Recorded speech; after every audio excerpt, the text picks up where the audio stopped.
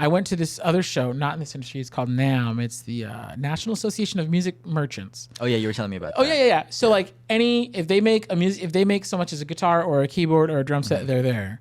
This show is massive. It's like 4 or 5 times bigger than Impressions.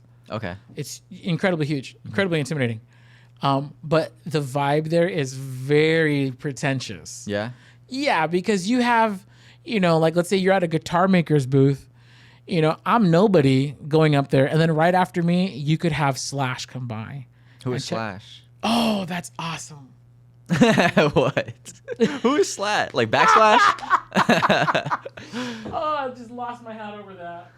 Dude, that's actually a really great segue. I don't know if you planned that, but that's a really great segue to our next segment. What is a Slash? So Slash, he's this guitarist for a band called Guns N' Roses.